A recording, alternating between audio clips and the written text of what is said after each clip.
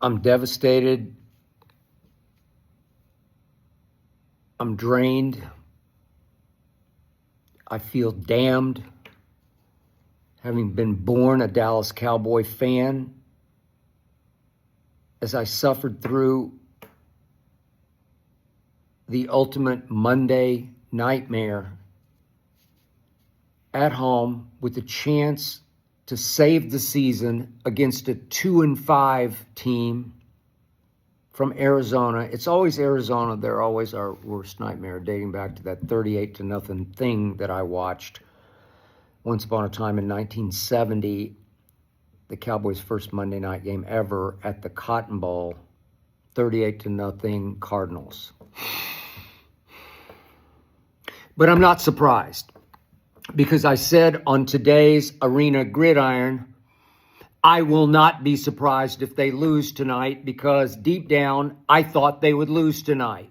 Just because I'm a lifelong diehard, I hung in and I said, I think we can score 38, because they, even with Jacoby Brissett, will score 35, book it.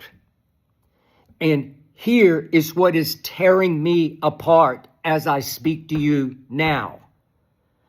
The ultimate irony, the painful, torturous irony for me is that after the first drive that Arizona had in the second half, because they won the toss, deferred at the first, gave us the ball. I'll get to that in a moment.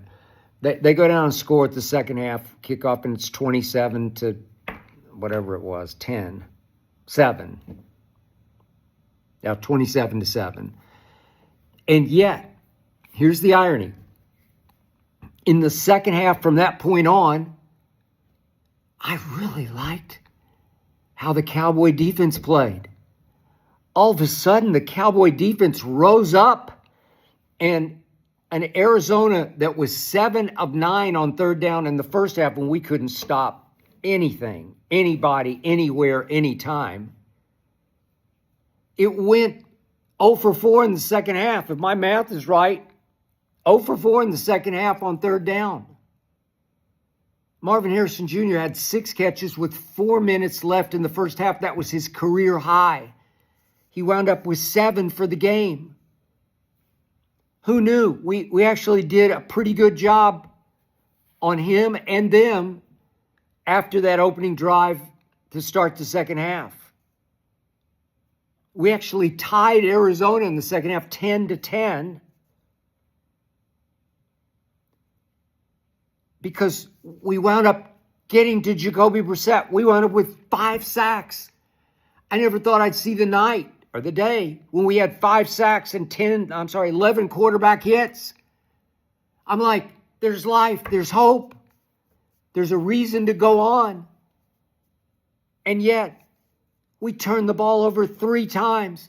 And they were horrible. All 3 of them were just absolute game crushers. Jake Ferguson, Javonte, who played his ass off tonight. I got no issues, except he just got to hang on to the football. And then Dax bombs away, desperation, late interception.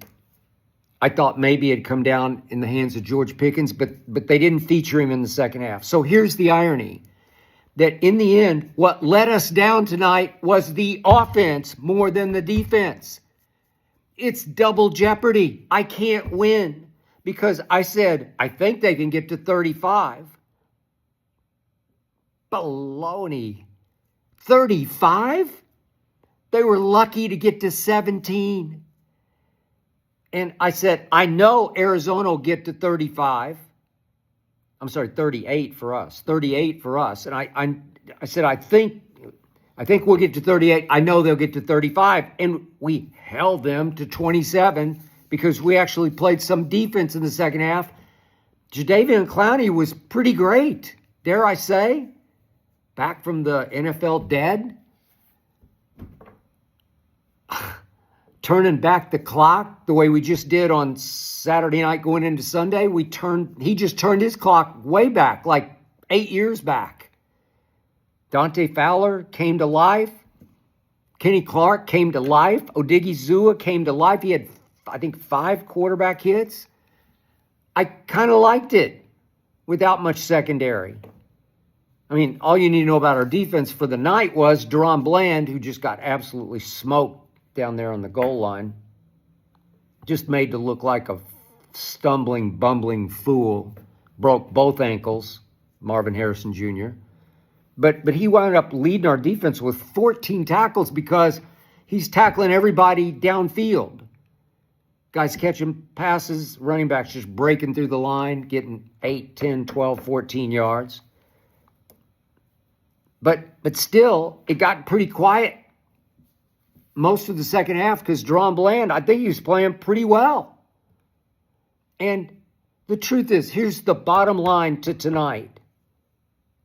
Dak was awful. He turned back into Duck Prescott. Either throwing ducks or I'm ducking while he's throwing. And the offensive line became more and more of a disaster. It was clear they were going to have to throw, and Sweat and Calais just started teeing off. Walter Nolan teeing off. I got it. But the line was a disaster tonight. Tyler Smith, I thought he was our best lineman, one of the best in the game at left guard. Just got smoked by a rookie tonight. Just got obliterated. Tyler Guyton, I never liked him at Oklahoma, and they spent a first-round pick on him. Just got bull rushed. Terrence Steele, I've never liked him at right tackle. So all of a sudden, just when I thought we have the most explosive, all-time explosive offense, the Dallas Cowboys, we scored 40, 40, and 44 at home. And we were lucky to score 17 because of a block punt for a touchdown. So the offense scored 10 points. And I know there are 2 flash points, and I'm going to get to them in a row. Let's start the game. Okay, so Arizona says, we won the toss, we defer. Let's see what kind of explosive offense you have. Because their defense came in 12th in points allowed. It's pretty good. And what happens? We said, because I almost tweeted this, and I said, no, just let it lay. Don't jinx it. Because what you do is you just run it right down their throats, throw it right down their throats. You go right down, and you score 7, and you put them on their heels, and we're off to the races on Monday Night Football at home. And what do? Javonte, 9-yard run. Javonte, this is first drive of the game. 9-yard run, 8-yard run, 16-yard pass to Pickens, 15-yard pass to CD, 11-yard run by Javonte. And I look up, and it's first and goal at the 7-yard line. And I'm thinking, cash it, baby. Cash 7. And we got them right where we want them. And they sweep it to Javonte, which is not his forte. He's a power back, hits the holes hard, runs through brick walls, and we sweep it left, and he gets thrown for a 2-yard loss. Come on, Shoddy. Don't turn shitty again. Then we throw a 5-yard pass to Jake Ferguson, and now it's 3rd and goal, and he goes back to Jake Ferguson, his security blanket, who, you know what, he's regressing as Jake Ferguson. He's just not good enough. It's why I said that year Dalton Kincaid it's Dalton Kincaid. Then last year it's Tyler Warren. Got to go get him. You need a stud. You need a difference maker at tight end. Jake Ferguson's an overachiever, and he drops one at the 1. I don't think he would have gotten in, but at least you would have been close enough where you could go for it. So we do go for it on 4th and goal. And Dak gets sacked. It's the one thing, obviously, you can't do. You just got to let go of the football, especially in Pickens' direction, and just let him try to make a play. Don't take the sack. Anything but the sack. It's a psychological crusher for your team, your huddle, your crowd, your sideline, just crushed. And I immediately tweeted advantage Arizona because it was huge advantage. We got stopped on downs with 0 points. Okay, now to the second flashpoint. This is first play of the 4th quarter, and Joe Buck would not let this go. Look, we'd done nothing all night. We couldn't stop them all night.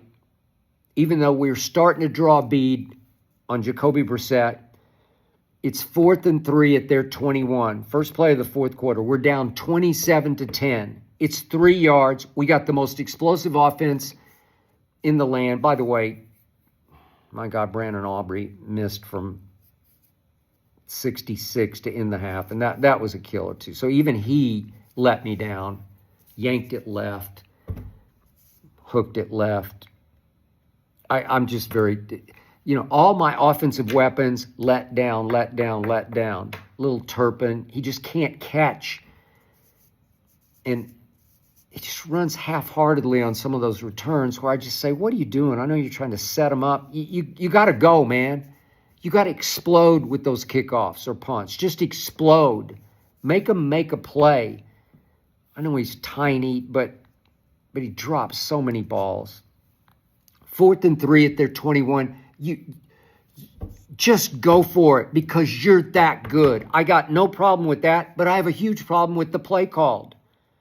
So their rookie corner, Denzel Burke, is in the game on CD, and he's got him solo. He's got him singled. And what happens? Denzel Burke concedes the first down. We only need 3 yards. CD could have run 3 yards and stopped and held up his hand, and Dak could have underhand flipped it to him for the first down. That's how easy this would have been. And instead, weirdly, CD runs like a 15-yard out route. And I'm like, what? And Dak double pumps.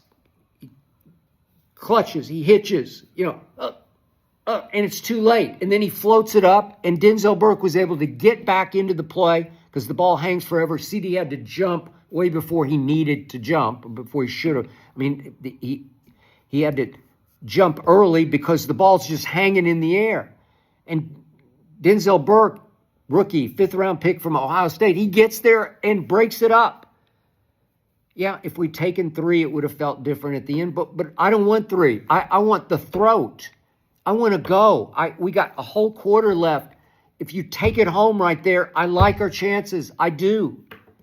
What kind of play call is that?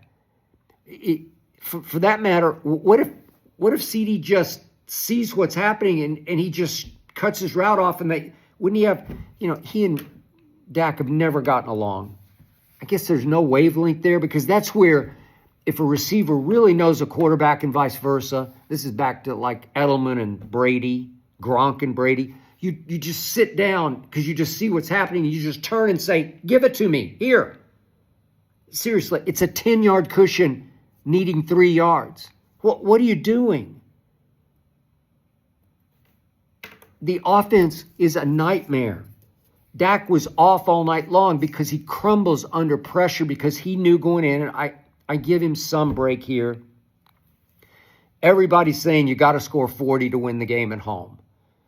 And I'm sure he was early on feeling pressure. He's just jittery, overamped, overthrowing. He was off all night long. He had CD on one deep ball, missed him by 3 yards long.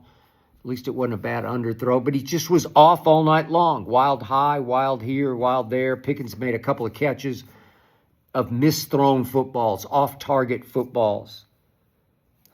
I don't know. I can't win for losing. As my defense finally figured it out and came to play for the last quarter and 3 quarters, it's pretty good. I'll get the stats for Arena Gridiron for tomorrow's show, but I think Arizona's stats in the second half are going to be pretty ordinary. Like you'd say, okay, that was good enough to win the game. And the offense did nothing. We went up with 333 total yards, and there's some garbage going on where Dak's going up and down the field just trying to get us back in the game. So they had 347 to our 333. And the 347, I thought in the first half was going to be 500. I called us the Dallas Bengals because it looked like we were actually worse than the Bengals after the Deron Bland ankle broke play. I'm broken, man. We couldn't block. We can't catch. We're fumbling the ball. The offense let us down. I mean, even Sam Williams blocked the punt. Nealon fell on it. We scored 10 points against Arizona at home on Monday night. Are you freaking kidding me? We lost to a 2-5 team at home. Monday nightmare. We are now 3-5-1, and the season feels effectively over. All we had to do is somehow figure out tonight. I said my operative word was just survive tonight, bye week at Las Vegas Monday night in 2 weeks. Go win that one, then come home and let's see what happens against Philadelphia. That was my dream scenario. Save the season, which now feels lost. Jerry's dropping hints about, I've already made one trade. I'll announce it tomorrow, and I may make a couple of more. Well, he may be driving home as we speak, or tipping a few as we speak, up in the owner's party room, thinking, what the hell do I have? Why shouldn't I just wait until next year? That's what Jerry has to think. As I tweeted, knowing him, I just hope I've even heard of whoever he quote-unquote traded for.